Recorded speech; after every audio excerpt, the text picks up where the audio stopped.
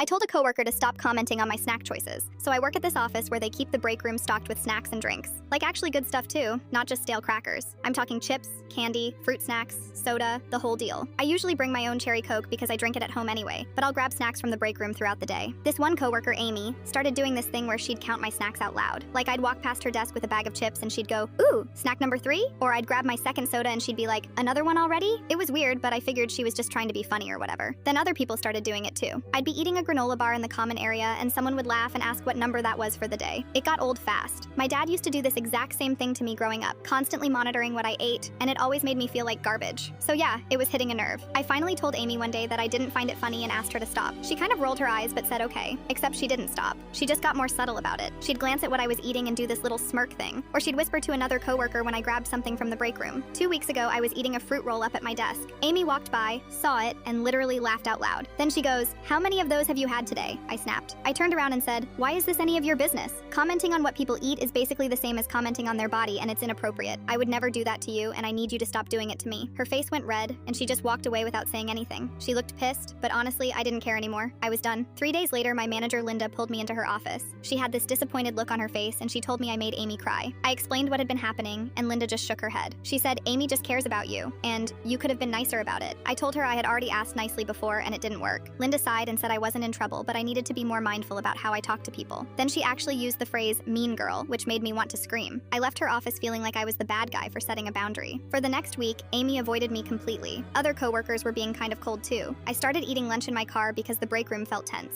Then last Tuesday, everything changed. I was getting coffee in the break room when I heard crying from the bathroom. It was loud, like someone having a full breakdown. I knocked and asked if they were okay. The door opened and it was Amy. Her mascara was running and she looked like she hadn't slept in days. She just started talking, told me she's been struggling with an eating disorder for 2 years, said she's been obsessively tracking not just her own food but everyone else's too. She admitted she was projecting her issues onto me and others. She said when I confronted her, it forced her to realize how out of control she'd gotten. She'd been monitoring coworkers' eating habits the same way she monitored her own. She apologized for everything, said she'd already scheduled an appointment with a therapist because after our confrontation, she couldn't ignore it anymore. She thanked me for setting a boundary even though it was hard to hear. I didn't know what to say. I told her I appreciated the apology and I was glad she was getting help. Amy went to Linda that same day and explained everything. Linda called me in the next morning and apologized for calling me a mean girl. She said she should have listened to my side more carefully instead of assuming Amy was just being friendly. Amy's been out on medical leave for the past week getting treatment. A few coworkers who used to make comments have stopped completely. The break room actually feels normal again.